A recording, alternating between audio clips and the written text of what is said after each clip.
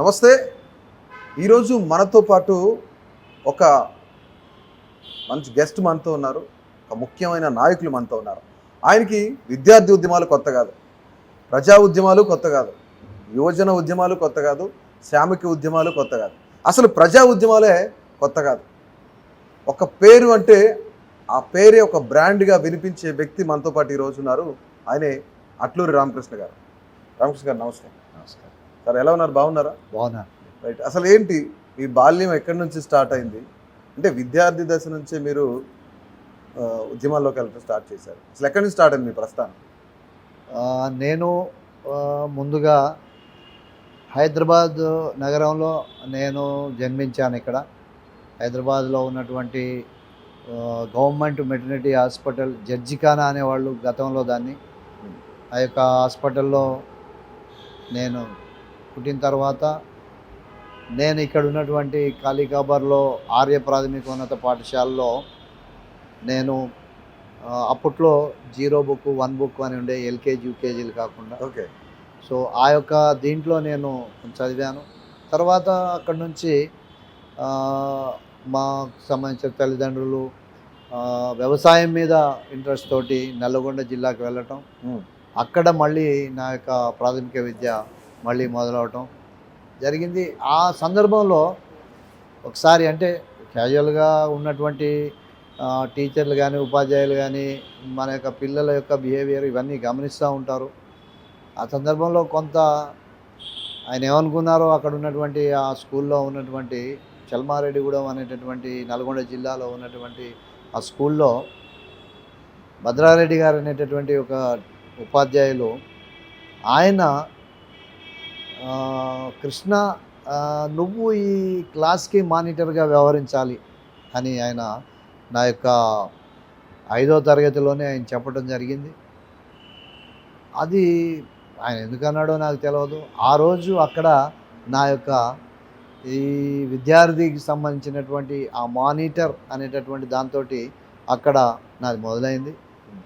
ఆ మొదలైన తర్వాత కాలక్రమేణా అలా ఎడ్యుకేషన్ కొనసాగుతూ అక్కడి నుంచి నేను వేరే ఇంకా ఫర్దర్ ఇంకా మంచి విద్య కోసం నన్ను వేరేటటువంటి ఒక సిటీలోకి నగరాల్లోకి పంపించడం, అక్కడ హాస్టల్స్లో నన్ను కూర్చోబెట్టడం, హాస్టల్స్లో ఉంచటం ఇవన్నీ జరిగినాయి. అక్కడ చదువుకుంటా క్రమంలో హాస్టల్స్లో నేను ఉంచటం వలన ఒక హాస్టల్ పీపుల్ లీడర్గా, హాస్టల్లో ఉన్నటువంటి ఒక విద్యార్థి నాయకుడిగా ఆ రోజు 9వ తరగతిలోనే ఎన్నికల్లో పోటీ చేయాల్సి వచ్చింది. ఓకే. సో ఆ ఎన్నికల్లో నేను అక్కడ గెలవటం దాంట్లో. సో మొట్టమొదటిగా ఎన్నికల్లో ఆ రోజున పోటీ చేయటం, నన్ను గెలిపించటం, అది నా మొదటి అడుగు. ముందుగా నన్ను ఏకగ్రీవంగా ఆయన చెప్పటం, ఆ తర్వాత 9లో నేను ఎన్నికవటం, తిరిగి 10వ తరగతిలో స్కూల్ పీపుల్ లీడర్ ఎస్పీఎల్గా స్కూల్ పీపుల్ లీడర్ ఎస్పీఎల్గా మళ్ళీ పోటీ చేయటం. అక్కడ నేను మళ్ళీ ఆ యొక్క విద్యాభ్యాసం బాపట్లలో ఉన్నటువంటి ఒక స్కూల్లో జరిగింది. నేను అందులో 10th క్లాస్ అక్కడ చదివాను హాస్టల్లో ఉంటూ. అక్కడ స్కూల్ పీపుల్ లీడర్గా కూడా నేను ఎన్నిక కావడం జరిగింది. ఆ విధంగా నా యొక్క విద్యార్థి ప్రస్థానం ఒక నాయకుడిగా ఎదిగేటటువంటి ఒక క్రమం అనేది చిన్నతనంలోనే ఈ విధంగా వేజం పడి విద్యార్థి సమస్యల మీద వీటన్నిటి మీద ఒక అవగాహనతో సో నేను బాల్యం నుంచే రావడం జరిగింది. కాబట్టి అదే యొక్క దీంతో అప్పటి నుంచి కొనసాగుతూ ఉన్నాను. రైట్. అంటే స్కూల్లో ఎస్పీఎల్ దగ్గర స్టార్ట్ అయ్యి తర్వాత క్రమంగా విద్యార్థి నాయకుడిగా ముందుకు వచ్చారు. అసలు ఏబీవీపీతో ఎక్కడ అటాచ్ అయ్యారు అసలు మీరు? నా యొక్క ఈ చదువు అనేది 10th క్లాస్ తోటి హాస్టల్స్లో పూర్తయిన తర్వాత మళ్ళీ మా తల్లిదండ్రులు నల్గొండలో ఉన్నటువంటి వ్యవసాయం అన్నీ కూడా కంప్లీట్ చేసుకొని అది ఇంకా వద్దు అనుకొని వాళ్ళు హైదరాబాద్కి రావడం జరిగింది. హైదరాబాద్లో మళ్ళీ వచ్చి వాళ్ళు స్థిరపడ్డారు.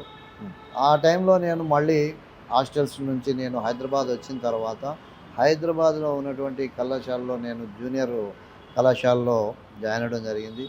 బాబురెడ్డి జూనియర్ కళాశాలలో నేను చదువుతున్న నేపథ్యంలో మొదటి సంవత్సరంలో నేను ఉండగా అక్కడ చిన్న చిన్న సమస్యలు, అంటే ముందు నుంచే నేను ఈ స్కూల్ స్థాయి నుంచి నేను వస్తున్నాను కాబట్టి చిన్న చిన్న సమస్యలు కూడా నాకు, మనం అక్కడ ఉన్నటువంటి అది ప్రైవేట్ కాలేజు, దాంట్లో ఉన్నటువంటి సమస్యలు, ఫీజులు కడుతున్నాం, చిన్న చిన్న ఇవి కూడా అందుబాటులో లేవు అనేటటువంటిది అక్కడ అనిపించింది నాకు. ఓకే. కొన్ని ఒక 3-4 నెలలు అయిన తర్వాత దాంతో నేను అక్కడ అడగడం జరిగింది మేనేజ్మెంట్ని, ఇక్కడ ఒక లైబ్రరీ లేదు, పిల్లలు మనం అందరం చదువుకోవాలంటే లైబ్రరీ కావాలి కదా, లైబ్రరీ అటువంటి ఒక ఫెసిలిటీ ఇవ్వండి. అదేవిధంగా స్పోర్ట్స్కి సంబంధించినటువంటి అంశాలు, స్పోర్ట్స్ కూడా హైదరాబాద్లో చిన్న బిల్డింగ్లో ఆ యొక్క కళాశాల ఉండేది. సో ఆ స్పోర్ట్స్ కావాలి, గ్రౌండ్ కావాలి, మరి స్పోర్ట్స్ ఎక్కడో దగ్గర మాకు కండక్ట్ చేయాలి కదా అనేటటువంటి ఆలోచన, వీటితోటి మొదలైనటువంటిది. ఇది విద్యార్థులకు ఈ సౌకర్యాలు కల్పిస్తే భవిష్యత్తు బాగుంటుంది, బాగా చదువుకోగలుగుతారు, మంచి మేధోశక్తి ఆటల ద్వారా పెంపొందుతుంది అనేటటువంటి ఆలోచన ఆ రోజునే నాకు వచ్చింది. ఓకే. వచ్చిన తర్వాత నేను దాన్ని రిపీటెడ్గా మేనేజ్మెంట్తో మాట్లాడటం, అడగటం ఇవన్నీ జరిగిన తర్వాత కూడా వాళ్ళు ఇది అడుగుతున్నాడు ఈ విధంగా ప్రతిదీ అని చెప్పేసి నాకు సంబంధించినటువంటి నా క్లాస్మేట్స్ని అందరినీ కూడా కాలేజీ నుంచి సస్పెండ్ చేయడం జరిగింది. ఇంటర్మీడియట్లోనే నన్ను కాలేజీ నుంచి సస్పెండ్ చేశారు. మీరు క్వశ్చన్ చేస్తున్నారు? మేము క్వశ్చన్ చేస్తున్నాను, అడుగుతున్నాను అని చెప్పేసి సస్పెండ్ చేశారు ప్రిన్సిపాల్. మేనేజ్మెంటు పై స్థాయిలో బాబుల్ రెడ్డి గారు ఆ యొక్క కాలేజీకి ఉండేవాళ్ళు, ఆయన పెద్దలు, చాలా మంచి వ్యక్తి, ఆయన సోషలిస్టు భావాలు కలిగినటువంటి వ్యక్తి, చాలా ఆదరించేవాడు, విద్యార్థులు అంటే చాలా ప్రేమ, అందుకోసం కాలేజీ పెట్టాడు. ఆయన దృష్టికి ఈ విషయాలు వెళ్ళా. ఎప్పుడైతే మమ్మల్ని సస్పెండ్ చేశారో నేను ఇది తప్పకుండా వాళ్ళని కలవాల్సిందే అని చెప్పి 2-3 రోజుల పాటు తిరిగి, వారు ఎక్కడుంటారో తెలియదు అప్పటికి, ఇవన్నీ తిరిగి వారి ఇల్లు తెలుసుకొని, వారు న్యాయవాదిగా ఉన్నారని తెలుసుకొని, సీనియర్ న్యాయవాది అని తెలుసుకొని వారి ఇంటికి వెళ్ళడం జరిగింది.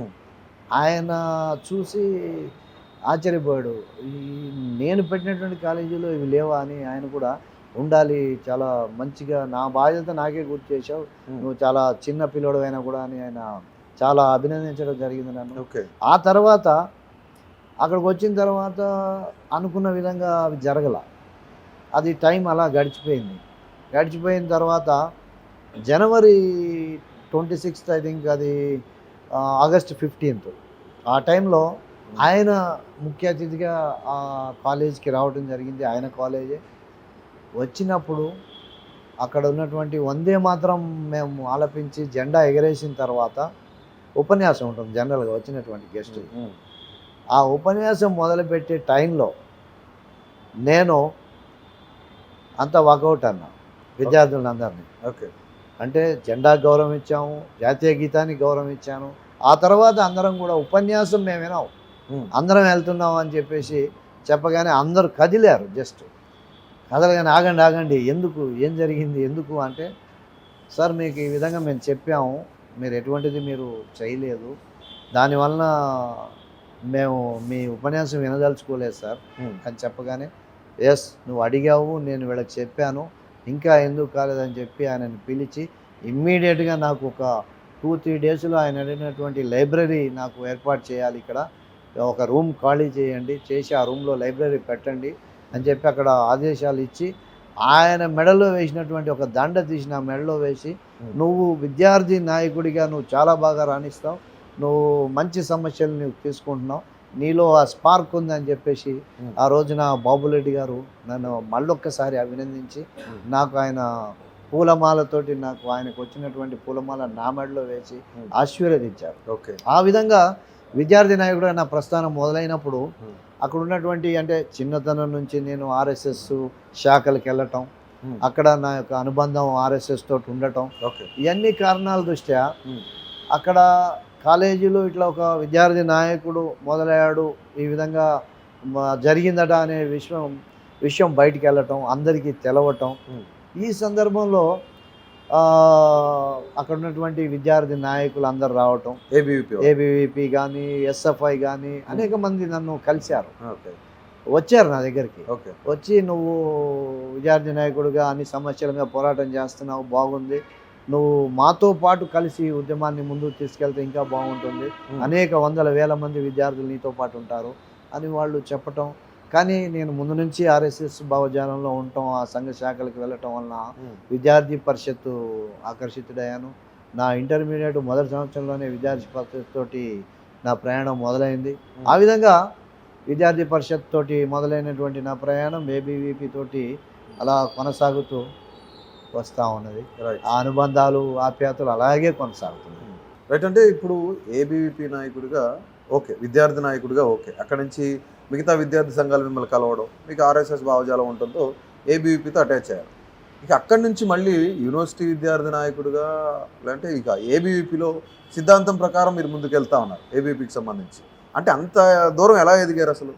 ఆ, ఇది కరెక్ట్ అండి. ముందు నేను ఎప్పుడైతే నేను చెప్పానో ఏబీవీపీ నాయకుడిగా నేను ఆర్ఎస్ఎస్ భావజాలంతో వచ్చినటువంటి నేను ఏబీవీపీ యొక్క ప్రోత్సాహంతో ఈ జూనియర్ ఇంటర్మీడియట్లోనే నేను ఏబీవీపీ నాయకుడిగా నేను మొదలైనటువంటి నా ప్రస్థానంలో ఏబీవీపీ జూనియర్ కళాశాలలోనే నేను అక్కడ ఎస్టాబ్లిష్ చేయటం, ఏబీవీపీ జెండా ఎగరేయటం, ఆ తర్వాత ఏబీవీపీ తీసుకునేటటువంటి రకరకాల విద్యార్థి ఉద్యమాల్లో అక్కడ ఉన్నటువంటి నా మిత్రుల్ని అందరినీ కూడా ఏబీవీపీ కార్యకర్తలుగా మలచటం, వాళ్ళని తీసుకొని నేను ఆ ఉద్యమాల్లో పాల్గొనటం, అలా నా ముందున్నటువంటి అనేక మంది ఏబీవీపీ నాయకుల యొక్క మార్గదర్శనం నాకు లభించింది. వాళ్ళు విద్యార్థి ఉద్యమాలు నేను చిన్నతనం నుంచి వచ్చినా కూడా నా ముందున్నటువంటి విద్యార్థి నాయకులు, ఏబీవీపీ నాయకులు ఎవరైతే ఉన్నారో వాళ్ళ యొక్క ప్రోత్సాహం నాకు లభించింది. వాళ్ళు ఏ విధంగా ఈ యొక్క విద్యార్థి ఉద్యమాన్ని, విద్యార్థి సమస్యల మీద ముందుకెళ్తున్నారో ఆ మార్గాన్ని నేను చూసి అదే ఒక మార్గంలో నేను ప్రయాణం సాగించాను. ఆ విధంగా సాగిస్తున్న క్రమంలో నా యొక్క ఇంటర్మీడియట్ విద్య పూర్తయిన తర్వాత నేను మళ్ళీ సికింద్రాబాద్ పీజీ కాలేజ్ ఉస్మానియా యూనివర్సిటీలో నేను డిగ్రీకి జాయిన్ అయిన తర్వాత ఈ యొక్క విద్యార్థి ఉద్యమం, ఏబీవీపీ ఉద్యమం మరొక ఎత్తుకి నేను తీసుకెళ్ళినటువంటి సందర్భం అది. అక్కడ కళాశాలలో ఉన్నటువంటి సమస్యల మీద ముందుగా గలమెత్తాను. హాస్టల్ కావాలని, అక్కడ ఉన్నటువంటి క్లాస్ రూములన్నీ కూడా చాలా నీట్గా ఉండాలి, లైబ్రరీ వ్యవస్థ బాగుండాలి. చాలా చిన్న లైబ్రరీ ఉండేది, పుస్తకాలే దొరికేవి కావు విద్యార్థులకు. చాలా గ్రామాల నుంచి, జిల్లాల నుంచి వచ్చినటువంటి విద్యార్థులు ఆ యొక్క కళాశాలలో చదువుకునేవాళ్ళు. అటువంటి పేద విద్యార్థులందరికీ కూడా పుస్తకాలు కొనుక్కొని చదివేటటువంటి స్తోమత కూడా ఉండేటటువంటి ఒక ఇది ఉండేది కాదు. ఆ సమయంలో ఆ యొక్క పుస్తకాలు కావాలి అనేటటువంటిది, అదేవిధంగా వాళ్ళు ఉండటానికి ఒక హాస్టల్ ఉండాలి అనేటటువంటిది, ఉస్మానియా యూనివర్సిటీలో ఉండేటటువంటి హాస్టల్ తోటి పీజీ విద్యార్థులకు ఉండే హాస్టల్ తోటి డిగ్రీ విద్యార్థులకు అది ఉండదు కాబట్టి ఉండాలనే ఒక ఆలోచనతో అక్కడ మొదలైనటువంటి ఒక ప్రస్థానం. అది ఇక ఏబీవీపీ నాయకుడిగా నేను ఎదగటానికి, అనేక ఉద్యమాలు చేయడానికి, వాటిల్లో అడ్మిషన్లు ఏ విధంగా ఒక పారదర్శకతతోటి వెళ్ళాలి, అప్పుడున్నటువంటి రాష్ట్ర ప్రభుత్వాలు అన్నీ ప్రెజరైజ్ తోటి, వాళ్ళకు ఉన్నటువంటి ఇన్ఫ్లుయెన్సెస్ తోటి అడ్మిషన్లో మెరిట్ విద్యార్థులకు అన్యాయం చేసేటటువంటి ఒక కార్యక్రమం అన్ని కళాశాలలో నడుస్తూ ఉన్నది. చెప్పిన వాళ్లకు ఇష్టం ఉన్న వాళ్ళకి అడ్మిషన్స్ ఇటువంటి ఆ యొక్క క్రమంలో ఆ యొక్క విషయాల మీద కానీ, అదేవిధంగా విద్యార్థి సమస్యల మీద కానీ, అనేక కళాశాలలో విద్యార్థులు ఎదుర్కొన్న ఇబ్బందుల మీద, యూనివర్సిటీ స్థాయిలో ఉన్నటువంటి ఇబ్బందుల మీద, మా యూనివర్సిటీలో చదువుతున్నటువంటి మిత్రులు చేస్తున్నటువంటి, ఆ ముందున్నటువంటి నాయకులు చేస్తున్నటువంటి మెస్సు ఛార్జీల విషయంలో కానివ్వండి, యూనివర్సిటీలో జరుగుతున్నటువంటి అవకతవకలు కానివ్వండి, యూనివర్సిటీలో ల్యాండ్స్కి సంబంధించినటువంటి కబ్జాలు అవుతున్నటువంటి యూనివర్సిటీ ల్యాండ్ కబ్జాల విషయంలో కానివ్వండి, అప్పుడు ఉన్నటువంటి యూనివర్సిటీ నాయకులు, ఏబీవీపీ నాయకులు చేస్తున్నటువంటి ఉద్యమాల్లో పాల్గొనడం జరిగింది. అదేవిధంగా గిరిజన వీసీని ఉస్మానియా యూనివర్సిటీకి పెట్టాలని నిరాహార దీక్షలు చేస్తున్నటువంటి క్రమంలో కానీ అనేక ఉద్యమాలు, ఈ ఉద్యమాల ద్వారా నేను ఆ విధంగా రావటం జరిగింది. ఓకే. అంటే ప్రతి ఆర్గనైజేషన్కి ఒక సిద్ధాంతం ఉంటుంది, ప్రతి పార్టీకి కొన్ని సిద్ధాంతాలు ఉంటాయి. అంటే అట్లనే పర్సనల్గా ఒక మనిషికి కొన్ని సిద్ధాంతాలు ఉంటాయి. ఇప్పుడు రామకృష్ణ గారి సిద్ధాంతం ఏంటి, అసలు ఏ సిద్ధాంతంతో మీరు ముందుకెళ్ళారు? అంటే ఎప్పుడు కూడా విద్యార్థి దశను తీసుకుంటే నేను ఒకటే చెప్పేవాడిని, విద్యార్థి లోకంలో మేము వెల్కమ్ టు ఫ్రెషర్స్ అని చెప్పేసి అనేక కార్యక్రమాలు, కొత్త నూతన విద్యార్థులను ఆహ్వానించేటువంటి కార్యక్రమం తీసుకునేవాడిని. ర్యాగింగ్ అనేటటువంటిది లేకుండా నేను కళాశాలల్లో ఆపాలి అని చెప్పేసి ఈ యొక్క దాన్ని నేను తీసుకుంటూ ఉండేవాడిని. ఆ యొక్క వెల్కమ్ టు ఫ్రెషర్స్ కార్యక్రమంలో విద్యార్థులందరికీ నేను ఒకటే మాట చెప్పేవాడిని, విద్యార్థిగా ఉన్నప్పుడు మనం ఆవేశంతో వివిధ రకాలైనటువంటి ఆలోచనలతోటి ఒక మంచి పని చేయాలి, నిజాయితీగా ఉండాలి అనేటటువంటి ఆలోచనే ఉంటుంది. మనకు కుటుంబం కానీ ఇంకోటి కానీ రేపు జీవితంలో ఎక్కడ ఉద్యోగంలో ఉంటామని కానీ ఏ వ్యాపారం చేస్తామనే ఆలోచనలు మనకు ఉండవు. మనం చదవాలి, ఒక ఎయిమ్ తోటి ముందుకెళ్ళాలి, అదేవిధంగా మనం ఒక మంచి చేయాలి అది సమాజానికి అనేటటువంటిది మన దాంట్లో ఉంటుంది. ఆ ఉండేదాన్ని ఇప్పుడే మనం యూటిలైజ్ చేసుకోవాలి. రాబోయే రోజుల్లో మన విద్య అయిపోయిన తర్వాత రకరకాల సమస్యలు మనం చుట్టుముట్టవచ్చు. నిరుద్యోగం రావచ్చు, ఉద్యోగం దొరకపోవచ్చు, వ్యాపారం చేయలేకపోవచ్చు, రకరకాలైన కారణంగా మన కొంత కాంప్రమైజ్ నేచర్లో మనం వెళ్ళేటటువంటి అవకాశం ఉంటుంది. అది ఇప్పుడు ఉండదు. కాబట్టి నిజాయితీగా ఉందాము. మన విద్యార్థులు కానీ బయట కానీ అభివృద్ధి అయ్యేటట్టుగా మనం చేసుకుందాం అనేటటువంటి ఒక మార్గాన్ని ఆ రోజు నేను తీసుకున్నాను. అదేవిధంగా విద్యార్థులకు ఆ రోజు చెప్పాను, అందరం కూడా we are the future, nothing can stop us అనేటటువంటి ఒక లైనప్ తీసుకొని నేను ముందుకెళ్ళేవాడిని. ప్రతి విద్యార్థి చెప్పేవాడిని, ముందున్న ఫ్యూచర్ మనదే, మనల్ని ఎవడు ఆపలేడు, మనకు మనం ఆపుకోవాల్సింది తప్పిస్తే మనల్ని ఆపేటటువంటి ఒక పరిస్థితే రాదు అనేటటువంటిది చెప్పి ఆ లైన్ తీసుకొని ఈ రోజున రావటం వలన అనేక మందిని ఈ రోజున నేను విద్యార్థి నాయకులను తయారు చేశాను, రాజకీయ నాయకులను తయారు చేశాను. రాజకీయ నాయకుడిగా ఉంటూ కూడా తయారు చేయటం అనేది దేశానికి, అదేవిధంగా రాష్ట్రానికి, ప్రజలకు ఉపయోగపడే విధంగా, విద్యార్థులకు ఉపయోగపడే విధంగా చేయటం అనేది అది ఒక మంచి కార్యంగా నేను అనుకున్నాను. రైట్. అంటే ఇప్పుడు ఆర్ఎస్ఎస్లో ఉన్న వ్యక్తి ఏబీవీపీకి రావడం సర్వసాధారణం. ఏబీవీపీలో ఉన్న వ్యక్తి కానీ మిగతా పార్టీలకు వెళ్తూ ఉంటారు. ఎస్ఎఫ్ఐలో ఉన్న వ్యక్తులు కూడా మిగతా పార్టీలకు వెళ్తూ ఉంటారు.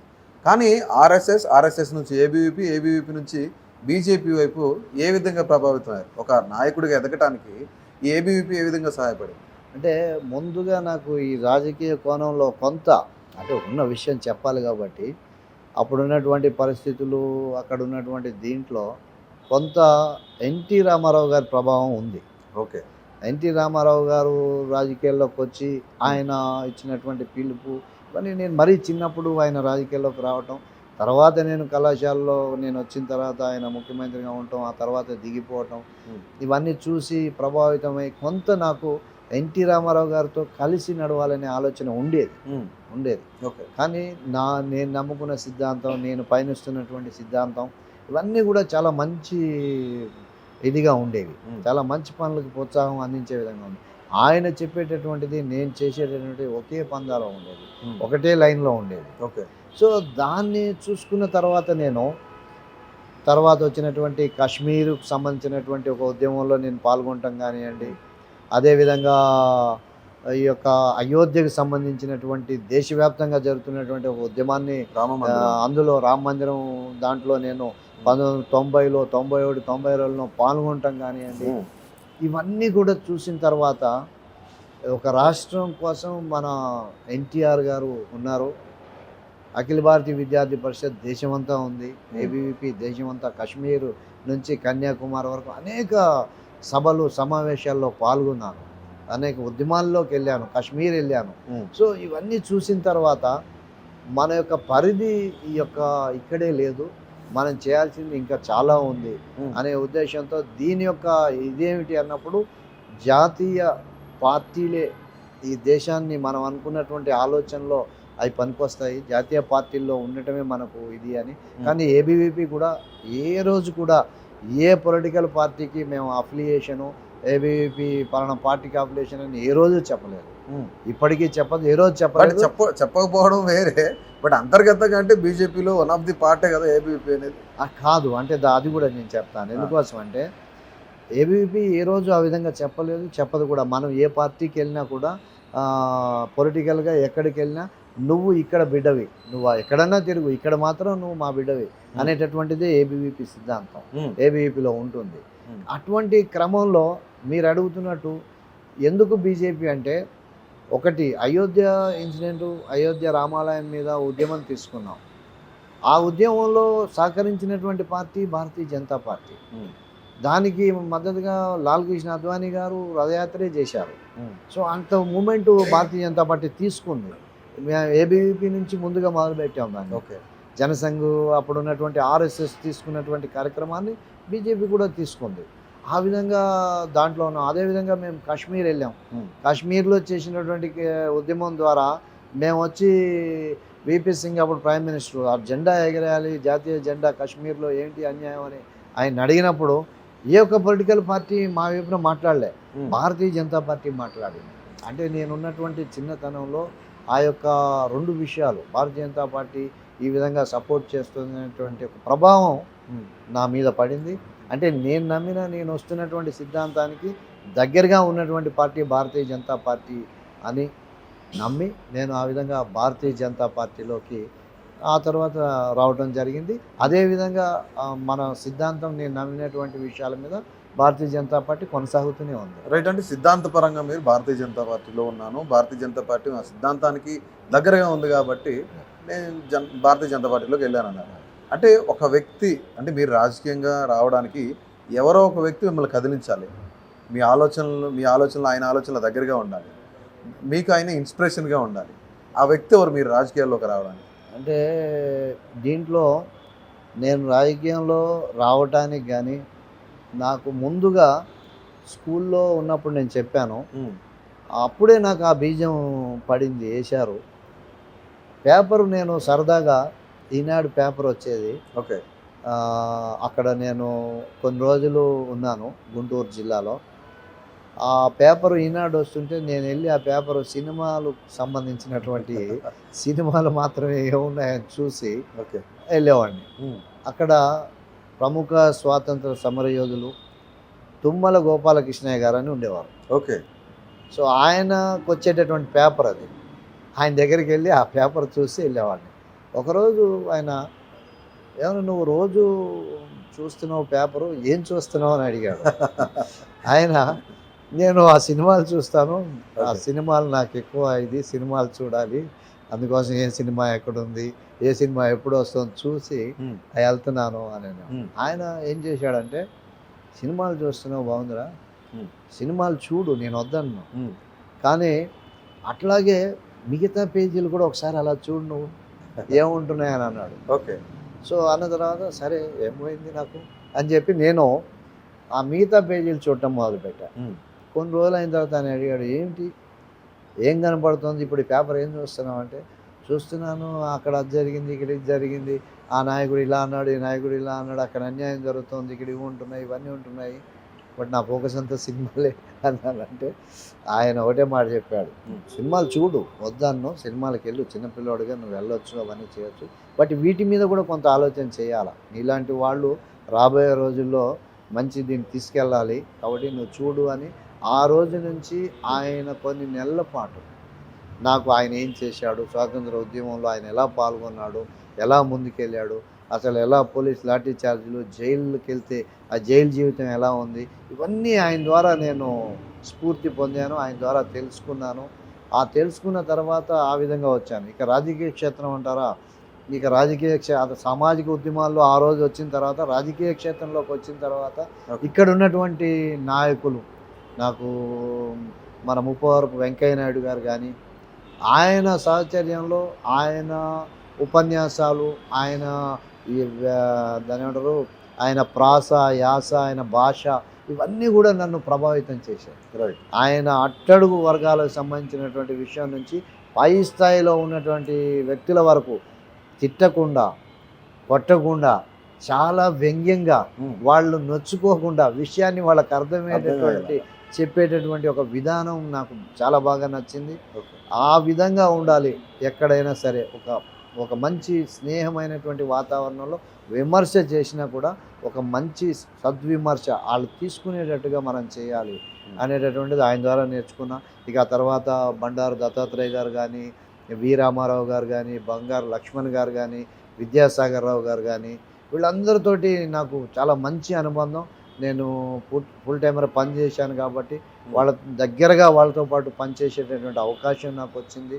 వాళ్ళందరితోటి కలిసి నా ప్రయాణం కొనసాగింది కాబట్టి అట్లా ఈ విధంగా ఇన్స్పిరేషన్ అనేది నాకు ప్రతి స్థాయిలో, ప్రతి సంవత్సరం, ప్రతి దగ్గర కొత్త విషయాలు నేర్చుకోవడానికి, ఇంకా ముందుకు వెళ్ళటానికి ఇవన్నీ కూడా ఉపయోగపడినాయి. అంటే మీ ప్రయాణంలో ఒక అజాత శత్రువుగా మీరు అన్ని వర్గాల్లో అన్ని వర్గాల ప్రజలకి చాలా దగ్గరయ్యారు.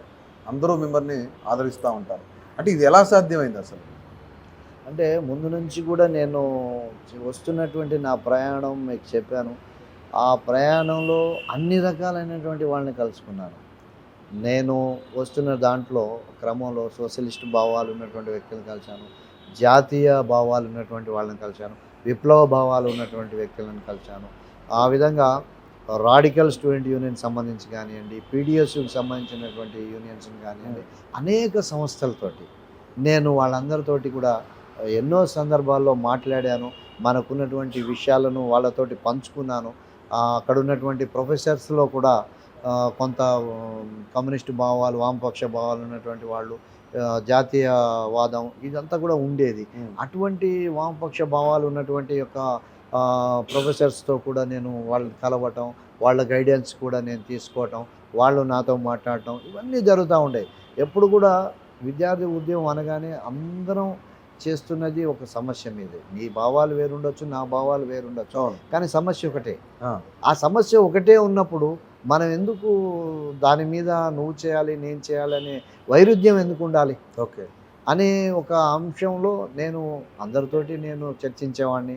ఆ చర్చలే ఆ విధంగా నేను మాట్లాడటమే ఈ రోజున నన్ను అజాత శత్రువుగా, ఈరోజు అందరికీ ఒక మిత్రునిగా, ఏ పార్టీలో ఉన్నా ఏ సిద్ధాంతంలో ఉన్నా నేను ఎక్కడ ప్రయాణం చేస్తున్నా కూడా వాళ్ళందరూ నన్ను అభిమానించేటటువంటి వ్యక్తిగా నేను తయారయ్యానని అనుకుంటున్నా. అదేవిధంగా వాళ్ళు కూడా నన్ను చాలా బాగా ఆదరించారు.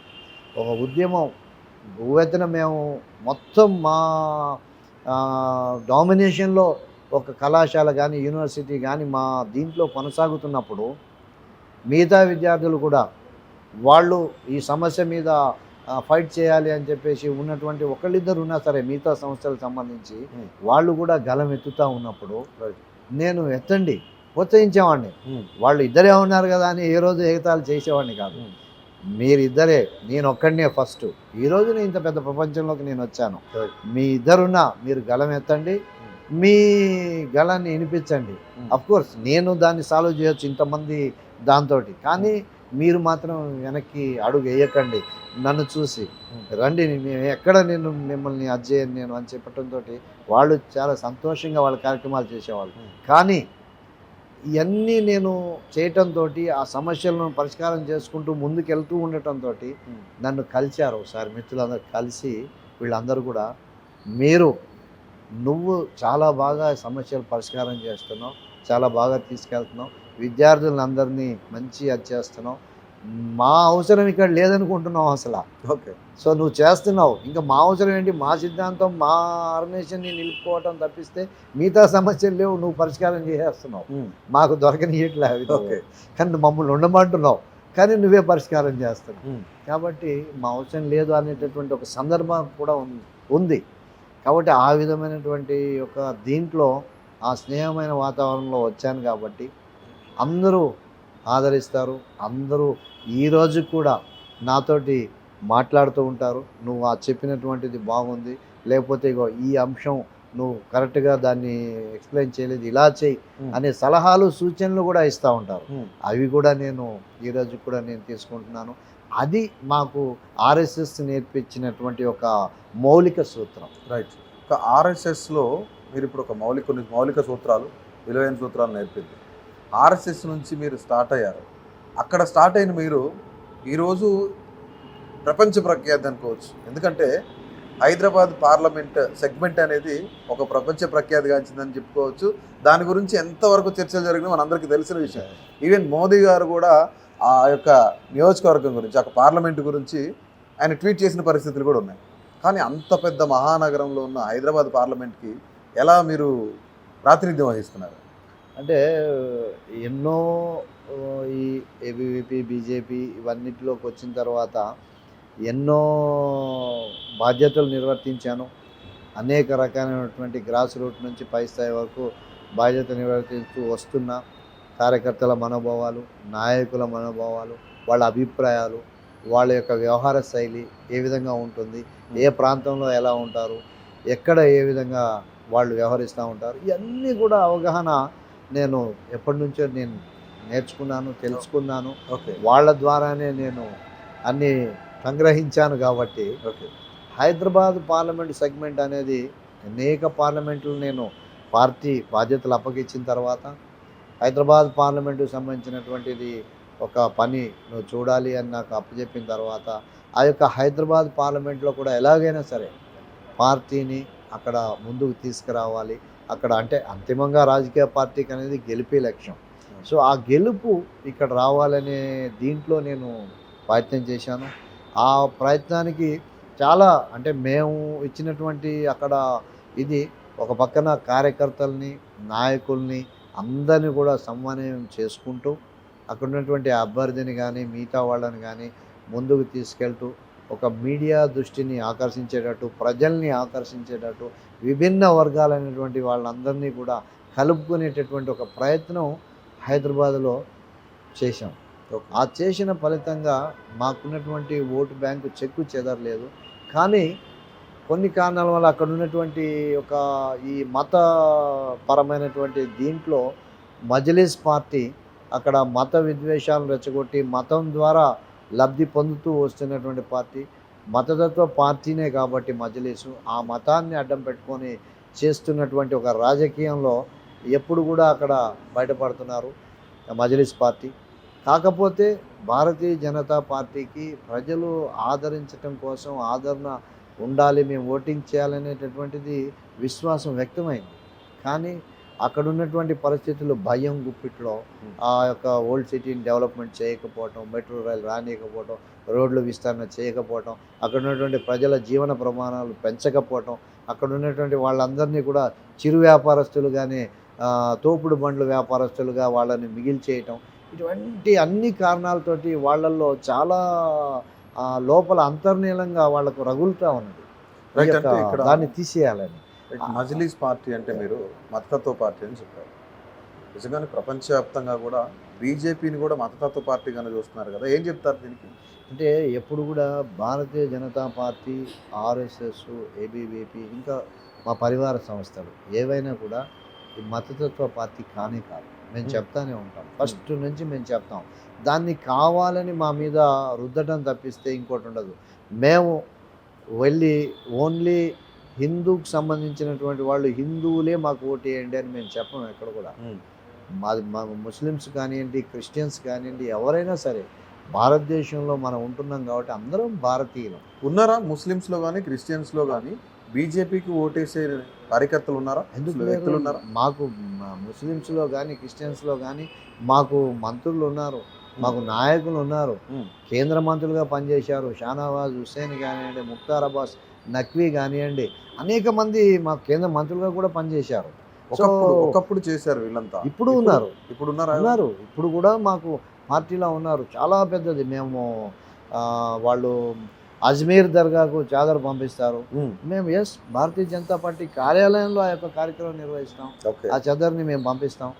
అదేవిధంగా రంజాన్ మాసంలో మేము వాళ్ళకి సంబంధించిన ఉపవాస దీక్షలు సంబంధించినటువంటి అల్పాహారం మేము ఇఫ్తార్ అన్ను మేము అల్పాహారం వాళ్ళకి ఇస్తాము. అల్పాహారం వాళ్ళు రోజా వదిలేటటువంటి సమయంలో ఇచ్చేటటువంటి అల్పాహారానికి సంబంధించి చేస్తాం. మా యొక్క మైనారిటీ మోర్చా మాకున్నది. భారతీయ జనతా పార్టీకి ఒక ప్రత్యేకంగా మైనారిటీ మోర్చా వింగ్ కూడా ఉంది మాకు. ఆ వింగ్ ద్వారా మీరు చెప్పినటువంటి ఇఫ్తార్ విందులు అన్నీ కూడా మేము చేస్తూ ఉంటాం. అటువంటి దాంట్లో ఎక్కడ కూడా మేము క్రిస్మస్ వస్తే క్రిస్మస్ రోజున మేము క్రిస్టియన్ సంబంధించినటువంటి కార్యక్రమాలు నిర్వహిస్తాం. మా నాయకులు అందరూ కూడా పేర్లు తీసుకుంటే అందరూ వస్తారు కాబట్టి పేర్లు చెప్పుకుంటలేదు నేను. అందరు నాయకులు ఈ యొక్క క్రిస్మస్ కార్యక్రమాల్లో కానీ మిగతా కార్యక్రమాల్లో పాల్గొన్నారు. ఎక్కడ పాల్గొనకుండా ఉన్నాం. కానీ హిందూ పార్టీ హిందూ అని చెప్తా ఉంటారు. మరి స్వాతంత్రం రాకముందు ఎవరున్నారండి? కాంగ్రెస్ దేశంలో స్వతంత్రం కోసం పోరాడుతున్నటువంటి ఆ టైంలో గాంధీ గారు మిగతా వాళ్ళు ఉన్నప్పుడు అనేక కంపెనీలు యొక్క దేశంలో ఏర్పడినాయి. మా వెంకయ్యనాయుడు గారు చెప్తూ ఉంటారు, Hindustan machine tools, Hindustan times, the Hindu, ఇటువంటి ఎన్నో హిందూ పేర్ల మీద వచ్చినటువంటి ఈ యొక్క సంస్థలు కానీ ఈ యొక్క పేపర్లు కానీ ఇవన్నీ కూడా హిందూ మతానికి సంబంధించినయా? కాదు కదా. అది ఒక సంస్కృతి, ఒక సంప్రదాయం. హిందూయిజం అనేది ఒక సంస్కృతి, సంప్రదాయం. ఇక్కడ ఉన్నటువంటి వాళ్ళందరం ఆచరించే ఆచారం, వ్యవహారాలు అన్నీ కూడా కలిపితే అది హిందుత్వం. హిందుత్వం అనేది మతం కాదు. హిందుత్వం అనేటటువంటిది ఒక సంప్రదాయం, ఒక సంస్కృతి అనేది భారతీయ జనతా పార్టీ విశ్వసించింది, ప్రజల మధ్యకి తీసుకెళ్తున్నాం. ఆ విధంగా మేము చెప్తున్నటువంటిది కాదు, చరిత్ర చూపిస్తున్నటువంటి ఒక సాక్ష్యం ఇది. చరిత్రలో వచ్చినటువంటిది.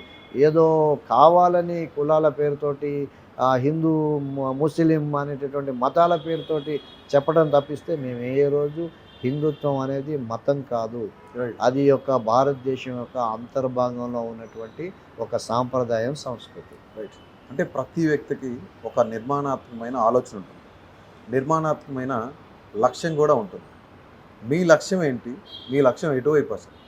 అంటే దీంట్లో లక్ష్యం విషయానికి వస్తే నేను ముందే చెప్పాను, చిన్నతనం నుంచి ఈ యొక్క ఉద్యమాలు వీటిల్లో ఉన్న కారణంగా బడుగు జీవికి, సగటు జీవికి ఒక మంచి జరగాలి. అది రాజకీయ పార్టీ ద్వారా కానివ్వండి, స్వచ్ఛంద సంస్థ ద్వారా కానివ్వండి, ప్రభుత్వాల వలన కానివ్వండి, ఎక్కడైనా సరే ఒక కుటుంబం తీసుకుంటే ఆ కుటుంబానికి కావాల్సినటువంటి మినిమం అవసరాలన్నీ కూడా పూర్తయ్యేటటువంటి స్థాయిలో ఒక మంచి జీవన ప్రమాణాన్ని ఏర్పాటు చేయాలి. ఆ యొక్క ఒక వ్యక్తిని ఈ దేశంలో రకరకాలైనటువంటి ఆలోచనలు ఉండుంటాయి. కొంత క్రైమ్ ఉండొచ్చు, కొంత దొంగతనాలకు సంబంధించినటువంటివి ఉండొచ్చు, రకరకాల పరిస్థితుల కారణంగా ఉండొచ్చు. కానీ ఈ పరిస్థితులని తారుమారు అయ్యటానికి ఒక వ్యక్తి నిర్మాణం జరగాలి. వ్యక్తిగా ఆ వ్యక్తిని మనం తీర్చిదిద్దితే, వ్యక్తి నిర్మాణం జరిగితే డెఫినెట్గా ఈ సమాజంలో మార్పు తీసుకొస్తాం. ఈ సమాజంలో మార్పు కోసం ఈ యొక్క నిజాయితీగా ఈ అభివృద్ధిని తీసుకురావడానికి దోహదపడుతుంది. కాబట్టి వ్యక్తి నిర్మాణం జరగాలి, ఆ వ్యక్తిని సంస్కరించాలి అనేటటువంటి నమ్మినటువంటి ఒక సిద్ధాంతం. ఒక వ్యక్తి నిర్మూలన కాదు, వ్యక్తిని నిర్మాణం చేయాలి. ఎవరైనా తప్పు చేయొచ్చు, మనిషి అన్నాక తప్పు చేయకుండా ఉండడు. ఆ తప్పు చేసిన మనిషిని మనం ఒక మంచి మనిషిగా తీర్చిదిద్ది అతన్ని నిర్మాణం చేస్తే ఈ దేశం కోసం, ఇక్కడ దేశంలో ఉన్నటువంటి ప్రజల కోసం పాటుపడతారనేటటువంటి ఒక ఉద్దేశం.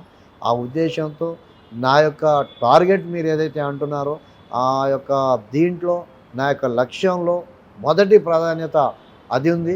అదేవిధంగా రెండో ప్రాధాన్యతగా ఇటువంటి ఒక నిర్మాణం చేయటానికి కానీ, వ్యక్తి నిర్మాణాలు కానీ, జాతీయ భావాలను పెంపొందించడానికి అనేక మంది కార్యకర్తల్ని, అనేక మంది వ్యక్తుల్ని కార్యకర్తలుగా తయారు చేసి ఈ దేశానికి, రాష్ట్రానికి, సమాజానికి అందించాలనేటటువంటిది రెండో లక్ష్యం.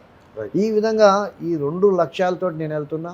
ఆ విధంగా రాబోయే రోజుల్లో దానికి సంబంధించినటువంటి దాంట్లో ముందుకెళ్ళేటటువంటి క్రమంలో నాకున్నటువంటి మా పరివార సంస్థలు ఎటువంటిది నా మీద బాధ్యత పెట్టినా కూడా దాన్ని తీసుకొని ముందుకెళ్ళడానికి సిద్ధంగా ఉంటాను తప్పిస్తే మన లక్ష్యం ఈ మంత్రి కావాలి, ఈ ఎమ్మెల్యే కావాలి, లేకపోతే ఇంకోటి కావాలనేటటువంటి ఆ యొక్క లక్ష్యం కాదు. నేను ఎక్కడ ఉంటే ఈ వ్యక్తి నిర్మాణం జరుగుతుంది, వ్యక్తి నిర్మాణానికి కావాల్సినటువంటి యొక్క యంత్రాంగాన్ని, కార్యకర్తల్ని తయారు చేయగలుగుతాను, ఎక్కడైతే నేను ఇంకా బాగా సర్వ్ చేయగలుగుతాను అని భావిస్తుందో మా సంస్థలు, అక్కడ నా లక్ష్యం అదొకటే. ఆ విధంగా ఆ లక్ష్య సాధనలో నేను ముందుకెళ్ళాలనేదే నా యాంబిషను, నా కోరిక. దాంట్లో ఏ స్థాయికి చేరినా, ఎక్కడికి చేరుకున్నా కూడా ఒదిగి నా యొక్క సంస్థల కోసం పనిచేయాలనేది నా లక్ష్యం. రైట్. సో అది ఒక సామాన్య వ్యక్తిగా స్టార్ట్ అయ్యి ఈరోజు ఒక పెద్ద మహాసముద్రంలో హైదరాబాద్ పార్లమెంట్ అంటే అందరికీ తెలిసిన విషయం, ఎంత టఫెస్ట్ సిటీ. సో అనేక లక్ష్యాలను ముందుకు పెట్టుకొని ప్రజల కోసమే నేనున్నాను, ప్రజలని అభివృద్ధి పదంలో నడిపించడమే నా లక్ష్యం అని చెప్తున్న రామకృష్ణ గారు ఖచ్చితంగా ఆ లక్ష్యాన్ని చేరుకోవాలని మనందరం కూడా మనస్ఫూర్తిగా కోరుకుంటున్నాం. Please subscribe to